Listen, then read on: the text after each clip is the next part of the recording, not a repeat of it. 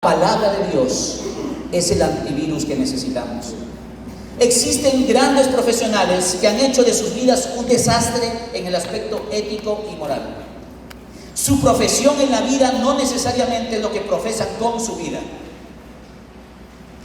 No así el cristiano, cuya santidad de vida implica un llamado constante al arrepentimiento.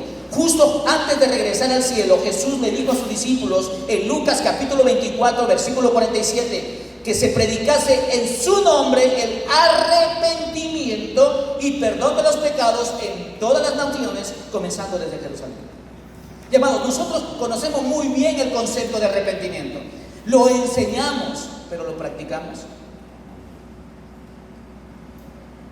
Piensa, si hay algo que tú constantemente estás practicando en tu vida, realmente no te has arrepentido de esa falta y de ese pecado que estamos cometiendo delante del Señor. Que nos sintamos mal porque lo practicamos, probablemente nos sentimos mal. Que lloramos, de repente soltamos un par de lágrimas. Pero amados, hasta una canción te hace soltar lágrimas, hasta una película te hace soltar lágrimas. Y son asuntos emocionales, pero que no transforman el corazón. Necesitamos la palabra de Dios. Pablo proclamó la necesidad del arrepentimiento a los filósofos griegos paganos en Atenas, los que tenían una cosmovisión diferente en su vida.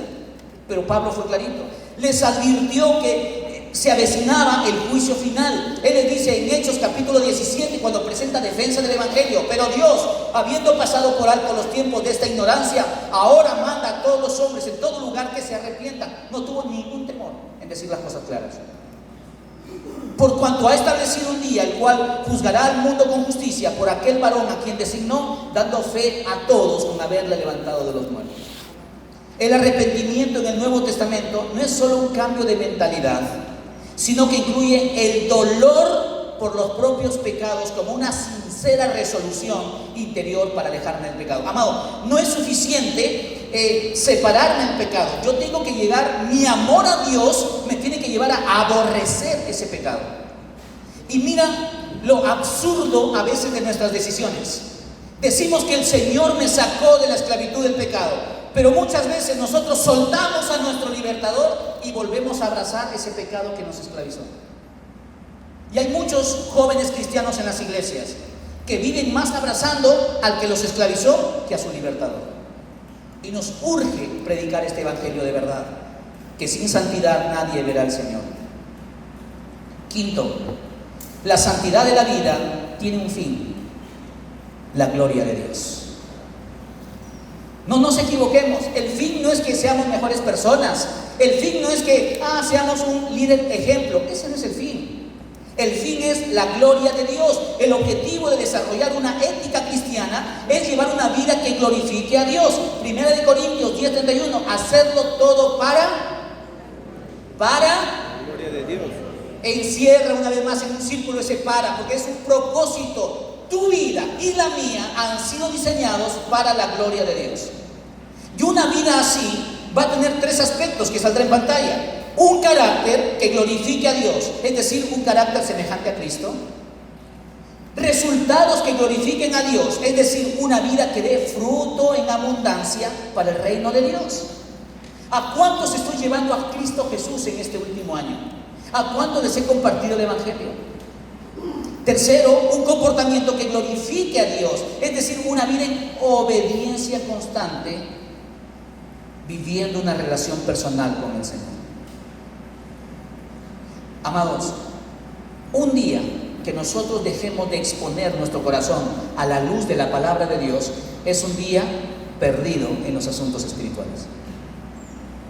Es como si estuviésemos construyendo aquí y es un día que nos damos nosotros feriado, nadie trabaja, has perdido un día. Una vida dedicada para la gloria de Dios da sentido. El cuidado de la santidad de nuestra vida tendrá un fin. Hablo de tiempo, pero con un glorioso fin, con mayúscula. Hablo de propósito. El cuidado de la santidad de nuestra vida tendrá un fin con minúscula, tiempo. Solo el Señor sabe cuándo iremos de este mundo, pero con un glorioso fin con mayúscula, que es el propósito de vivir para la gloria de Dios.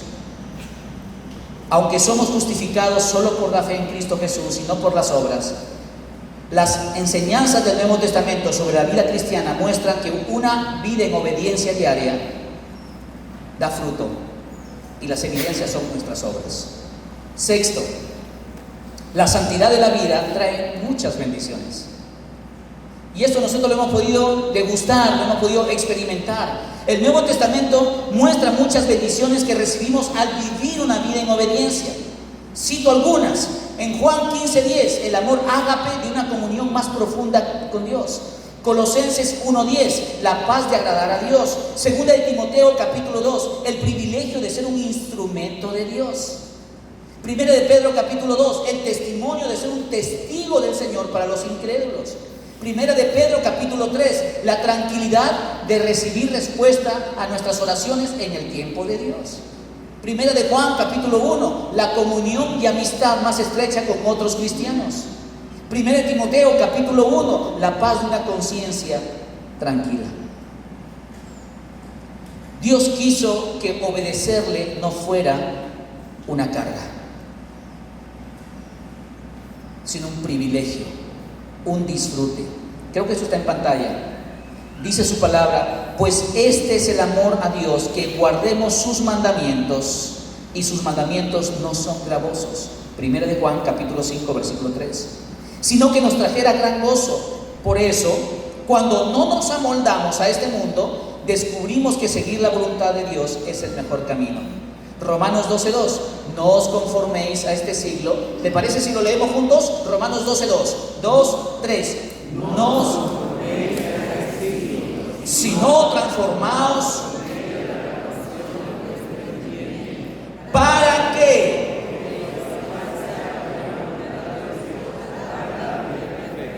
Una vez más, encierra en un círculo ese ¿para qué? Denota el propósito de tu existencia, denota el propósito por qué tú estás aquí. No es casualidad. Número 7. No desarrollar una santidad de vida traerá consecuencias dañinas en nuestro caminar. Hoy en día no es muy común hablar de pecado.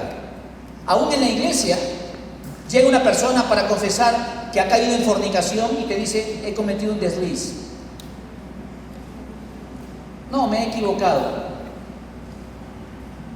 Cierta vez llegó un joven para confesar que había tenido relaciones sexuales con su novia. Ellos ya estaban a 2 meses de casarse. Mira cómo es el corazón. Estaban a 2 meses de casarse y tuvieron relaciones sexuales. Y él estaba bajo el ministerio que yo pastoreaba, que era la música en ese tiempo en la iglesia, y me dijo esto: bueno, Daniel, he venido a hablar contigo por un detalle. Bueno, hablemos. Dije: no, vamos a tu oficina.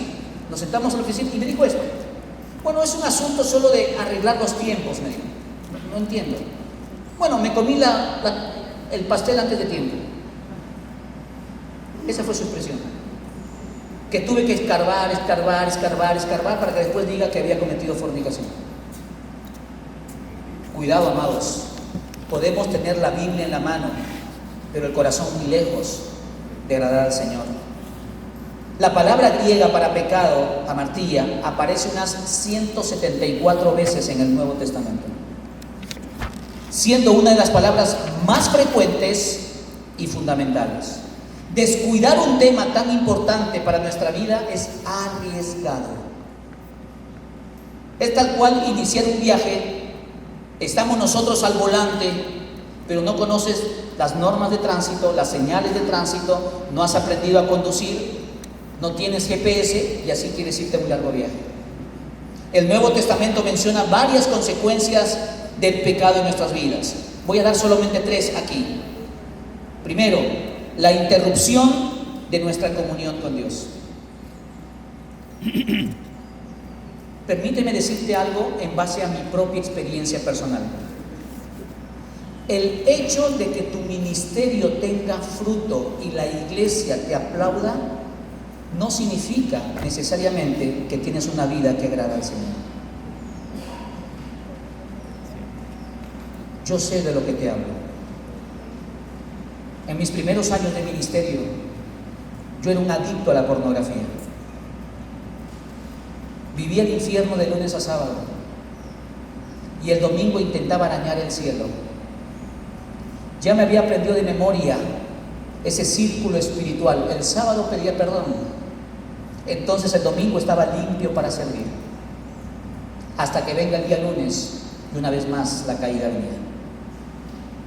La iglesia te puede aplaudir y te puede decir: qué linda canción, qué lindo mensaje, pero Dios pesa y mide los corazones, amados. ¿No será que tenemos algún pepe cargando, algún pecado permitido en nuestra mochila? Segundo, la conciencia de la posible disciplina. Yo prefiero que me disciplinen los hombres, porque horrenda cosa es caer en manos de un Dios vivo. ¿Sabes? Las estadísticas dicen que el 40% de líderes cristianos o está metido en pornografía o ha caído en los últimos 3 meses en pornografía. Estamos hablando 4 de 10. 4 de 10. Y esto es un tema muy serio, porque es una adicción que no se ve. Al alcoholizado tú lo puedes oler, al drogadicto tú lo puedes señalar, sus actos lo demuestran, pero aquel que viene de consumir pornografía, ¿cómo lo detectas? Tú no lo miras y dices: este tiene cara de pornografía, mira su cara.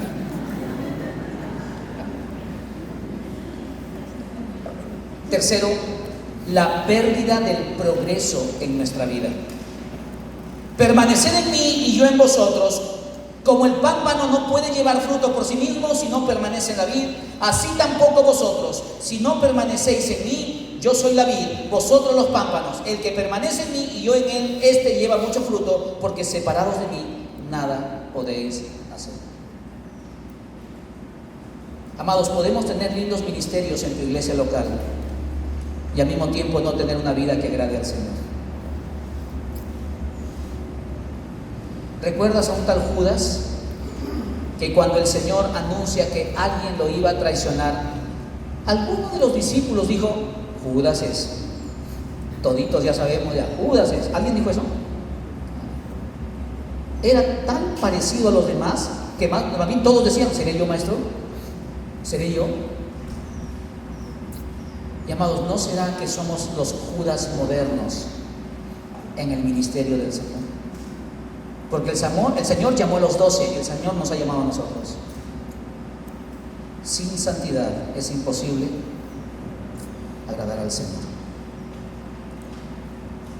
Se debe orar diariamente por el perdón de los pecados y aún decirle: Señor, líbrame de los pecados que me son ocultos, de los que no recuerdo. Y para esto, amados, qué importantes son los amigos de rendición de cuentas. ¿Tienes un amigo con quien compartes tu corazón? Cuando miras algo que no es correcto, cuando haces algo que no está bien. Yo agradezco a Dios por mi padre, que también es pastor, y él, cada vez que yo viajo, él siempre me recoge. Yo sé lo que eso significa.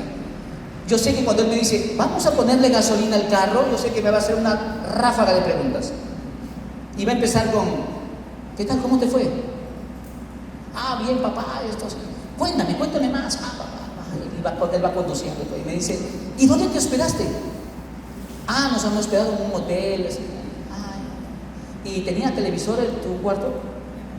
Sí, papá, sí tenía televisor. ¿Viste cosas correctas, hijo? ¿Tuviste alguna conversación deshonesta? ¿Hay algún número telefónico que has grabado que tiene otra intencionalidad en tu corazón? Amados, si queremos agradar al Señor, tengo que cuidar cada área de mi vida. 8. Desarrollar una santidad de vida nos lleva a reflexionar, reevaluar y madurar constantemente. ¿Cuándo fue la última vez que evaluaste tu propia vida y pusiste cosas que no has podido dejar? ¿Cuándo fue la última vez? Hablamos de nuestras victorias, hablamos de cuánta gente hemos ganado para Cristo, hablamos de cuántas células hemos abierto, pero nos cuesta hablar de esos detalles de: esta cosa ya van varios años que no puedo dejar. Estas prácticas no las puedo soltar. Hay algo que está pasando en mi corazón. Necesito ayuda. Y mira cuánto nos engaña el corazón. A veces decimos, no voy a decirlo a mi pastor porque ¿qué va a pensar de mí? Discúlpame la expresión que voy a usar. Al diablo lo que piensen de nosotros. Me debe importar qué piensan de mi Señor Jesucristo. Manos limpias, corazón puro para servirle al Señor. Al buscar desarrollar vidas santas, no solo nos centramos en nuestras acciones correctas o incorrectas. Somos personas complejas y la vida misma es compleja. Por lo tanto, al procurar vivir una ética cristiana, una santidad de vida, Dios quiere que consideremos no solo, uno, la acción en sí, sino también, dos, las actitudes de la persona ante dicha acción. Y tercero, los motivos de la persona para realizarla. Cuarto, los resultados de la misma. ¿Por qué predicas? ¿Por qué tocas un instrumento? ¿Por qué le cantas al Señor? Y seamos honestos. Quizás es porque quiero que me vean. Quiero que escuchen mi talento. Yo creo que el yo soy también se da en la iglesia. También se da en la iglesia. Donde estamos al frente para mostrarme quién yo soy. Y amados, Dios no comparte su gloria con nadie. Por más lindo hombre o mujer de Dios que seas, Dios no comparte su gloria con nadie. Cuando tenemos más tiempo para reflexionar, consideramos, uno, la Biblia, porque es la palabra que descubre la realidad de mi corazón. Dos, el conocimiento de la situación. La palabra revela la situación o la circunstancia en la cual estamos pasando. Tres, cuando esto pasa, Dios me evalúa, entonces llego a conocerme a mí mismo. A veces, mira, nuestras oraciones son tan absurdas, a veces que decimos, Señor, quiero compartirte para que sepas lo que hay en mi corazón. ¿Que Dios no sabe? Más bien el Señor desde el cielo está diciendo, yo quiero que tú entiendas lo que hay en tu propio corazón. En esos recovecos de nuestro corazón, las cosas que se esconden. Cuarto, el consejo de otros. ¿Pides consejo ante las situaciones que estás viviendo? Quinto, el cambio de circunstancias. Si yo sé que me es tentación estar en este lugar, nunca más voy a ese lugar. Yo tenía un amigo que había salido del alcohol, el Señor lo había liberado del alcohol. Y él me decía, Daniel, el bus me deja aquí me deja. Mi casa está allá, más o menos a unas 8 casas. Pero antes de esas 8 casas está el bar donde yo siempre tomaba, donde siempre mi hermano y mi mamá me recogían del piso, todo orinado. Me llevaban a la casa, me bañaban y me hacían dormir. ¿Qué es lo que hago ahora? O prefiero pasarme el bus hasta el otro extremo, o si yo bajo aquí, prefiero darme vuelta toda la manzana para poder llegar a mi casa. Porque sé que puedo ver a mis amigos de parranda, o sé cuán pecaminoso es mi corazón y cómo se puede deslizar. Sexto, nuestra conciencia. Quizás ya está cauterizada, que hasta nosotros decimos, bueno, pero si hasta el pastor peca, ¿verdad? ¿O acaso el pastor no peca? Séptimo, nuestro corazón. Octavo, nuestro espíritu humano. Noveno, la guía del Espíritu Santo. Mira todo lo que la palabra nos revela. Necesitamos la sabiduría de Dios para evaluar correctamente estos factores al tomar una decisión. 9. Nunca debemos pensar que Dios quiere que escojamos un pecado menor. Varias veces cuando he tenido que atender a jóvenes, me han dicho esto: pastor, sí, yo sé que quizás está mal, pero menos mal que solamente vi pornografía, pero no llegué a tener intimidad con mi novia. ¿Cómo? Sí, es que yo sé que fornicar es malo, pero por eso a las justas, pastor, he visto pornografía. Sí he caído en masturbación, pero menos mal que no la he tocado a ella. Y empezamos nosotros entonces a darnos ciertas licencias. Este pecado sí lo puedo practicar, porque no es tan grave. Este pecado no, porque es gravísimo. Amado, el pecado siempre te ensucia más de lo que tú crees ensuciarte, y el pecado siempre te lleva más lejos de lo que tú querías llegar. A veces somos absurdos de pensar que el pecado me afecta a mí. Si yo peco, afecto a mi hija, afecto a mi esposa, afecto a mi familia, afecto a la iglesia. afecta el testimonio de Cristo. Aunque varios libros de ética cristiana afirman que de vez en cuando nos enfrentamos a situaciones de conflicto moral imposible, donde todas nuestras decisiones son pecaminosas y simplemente debemos optar por cometer el pecado menor. Hay algunos teólogos que están escribiendo de esto, al diablo con esto. Porque yo tengo que cuidar mi vida en cada área de mi ser. Esta idea no enseña las Escrituras. Se contradice tanto con la vida de Cristo, quien fue tentado en todo como nosotros, pero sin pecado. Hebreos capítulo 4, versículo 15. Tenemos esta promesa de 1 Corintios 10:13, que Dios siempre proveerá una vía de escape. No os ha sobrevenido ninguna tentación que no sea humana, pero fiel es Dios, que no os dejará ser tentados más de lo que podéis resistir, sino que también juntamente dará con la tentación la salida para que podáis soportar. Fue un versículo que yo me tuve que aprender de memoria para aquellas prácticas que yo tenía en mi vida. Tengo que comerme la palabra de Dios.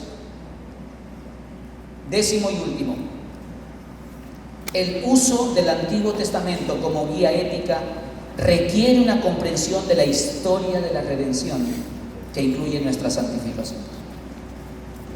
Muchos cristianos han leído el Antiguo Testamento y se han preguntado cómo debemos entender las leyes detalladas que Dios dio al pueblo de Israel bajo el liderazgo de Moisés. Esto requiere comprender la historia de la redención, es decir, el desarrollo general de la trama principal de la Biblia. El Creador dando lineamientos para la humanidad. Por ejemplo, la diferencia entre libertad y libertinaje. Los autores del Nuevo Testamento reafirman explícitamente todas las normas morales que se encuentran en los 10 mandamientos, excepto la observancia del sábado, que ya entendemos cómo se aplica como un requisito para los cristianos del Nuevo Pacto. Comprender el desarrollo progresivo de la Biblia, desde el Antiguo Pacto bajo Moisés hasta el Nuevo Pacto inaugurado por Cristo, es especialmente importante al reflexionar sobre la santidad de la vida y una guía a seguir. Te doy un ejemplo. No codiciarás la casa de tu prójimo, no codiciarás la mujer de tu prójimo, Éxodo capítulo 20. Pero Mateo capítulo 5, versículo 28 dice: pero yo os digo que cualquiera que mira a una mujer para codiciarla, ya adulteró con ella en su corazón. Permíteme leerte un fragmento de lo que escribí en este libro como introducción. ¿Sabes? Este libro nació con mucho dolor, porque comparto cosas muy personales e íntimas, y por eso yo creo que algunos se reían cuando les decía no es apto para niños, se reían, y es verdad, por algunas cosas muy personales que hay y los niños no van a entender. Y así inicia este libro. Por muchos años tuve el temor de iniciar a escribir estas líneas, pero en mi interior sabía que era necesario. El temor a ser vulnerable, el enfrentar ser observado, el dolor de ser señalado e incluso criticado embargó mi corazón. Pero todo eso se derrumbó al entender que quizás a través de mis heridas otros puedan encontrar la sanidad a las suyas como yo encontré las mías. De ninguna manera me pongo en un pedestal como ejemplo. Más bien, al leer este libro te darás cuenta que es todo lo contrario. A través de mi testimonio y mis experiencias personales, deseo evitarte las lágrimas de dolor que muchas veces surcaron mis mejillas.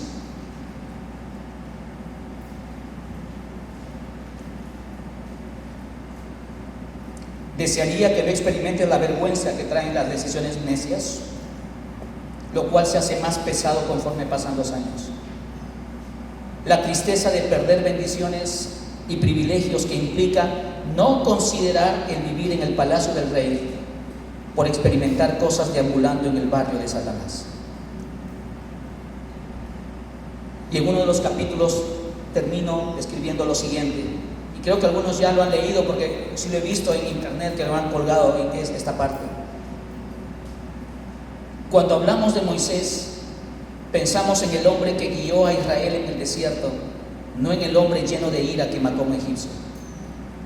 Cuando hablamos de David, pensamos en el rey que tenía el corazón conforme al corazón de Dios, no en el adúltero que se convirtió en asesino. Cuando hablamos de Elías, pensamos en el gran profeta de Dios, no en el hombre que cayó en depresión y se escondió en una cueva. Cuando hablamos de Pedro, pensamos en el hombre que caminó sobre las aguas, no en el que tenía problemas con su carácter y negó a Jesús. Cuando hablamos de Pablo, pensamos en el gran apóstol y sus cartas, no en el asesino que persiguió y asoló la iglesia. Y quiero terminar esta cátedra diciendo lo siguiente: todas esas historias nos enseñan que la marca de la gracia siempre es mucho mayor que la marca del pecado.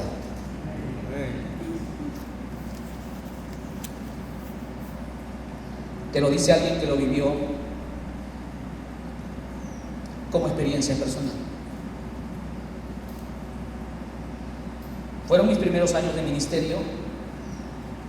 Tocaba la batería, cantaba en el coro, dirigía la alabanza, apoyaba en una célula. Estaba tan ocupado en las cosas del Señor, y al mismo tiempo mi corazón estaba tan distante de mi Señor, a quien decía que yo amaba. Quiero terminar animándote en el Señor. Suelta esas mochilas que tienes, pecados permitidos, y ven a los brazos del Señor, porque con manos limpias y corazón puro el Señor quiere usarte para la gloria y alabanza de su nombre. Yo que iba a saber que casi 20 años después de esas experiencias que pasé en mi vida, yo iba a escribir un libro. ¿Qué iba a saber? Pero Dios sí lo sabía. Cerremos nuestros ojos un momento entonces.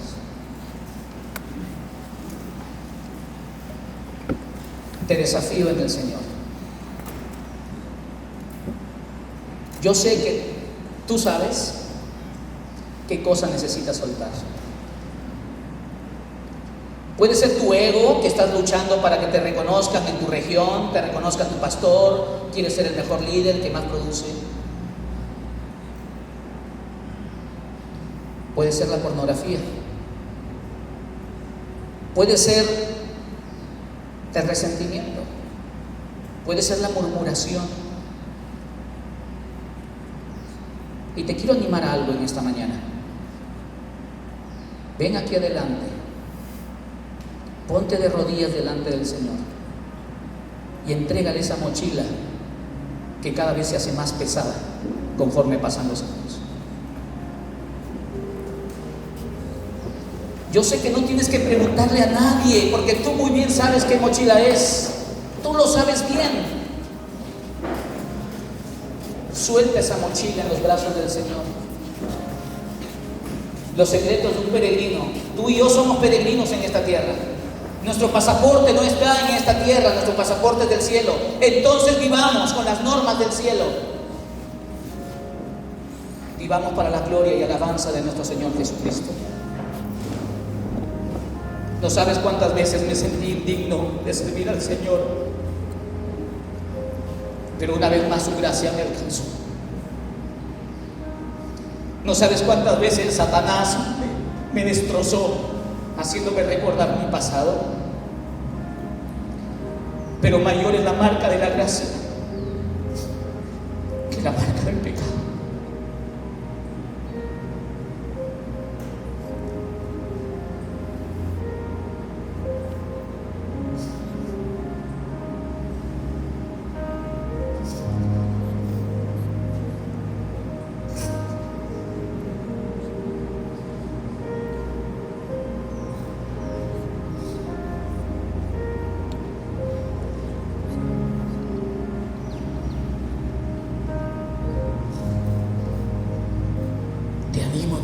Señor, suelta esas mochilas. Suelta esas mochilas, te van a estorbar en tu ministerio, te van a estorbar en la obra de Dios. Suelta esas mochilas, no las cargues más. Son piedras muy pesadas. Sé libre en Cristo Jesús. Cuidemos nuestra libertad en Cristo Jesús.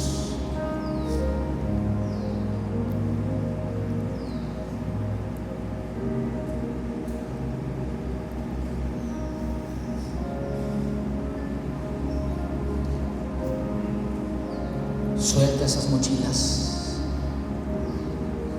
Suelta ese pecado que te esclaviza y que no te permite tener una vida agradable delante de tu Creador. Te lo digo por experiencia. Todo va a estar bien. Todo va a estar bien porque estás en los brazos de papá.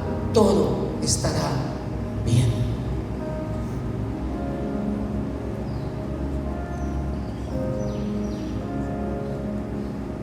No regreses a tu región, no regreses a tu iglesia con esas cargas, por favor. Sirvámosle al Señor con integridad. Satanás nos quiere engañar en el ministerio, que podemos coquetear con el pecado y al mismo tiempo ministrar la palabra de verdad. No te dejes engañar. Suelta lo que tengas que soltar para que el Señor siga tallando la imagen de su Hijo Jesucristo en nosotros. Señor, venimos delante de ti. Cámbianos, renuévanos por esa gracia que tú has derramado a nosotros. Cúbrenos con tu amor. Perdona la maldad de nuestro pecado. Gracias porque tus misericordias se renuevan cada mañana.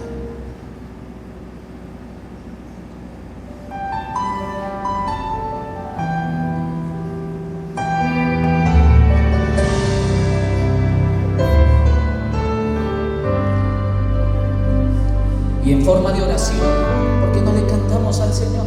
Derrama tu corazón y dile: vengo a ti, Señor. Cámbiame, renuévame por la gracia que encontré en ti.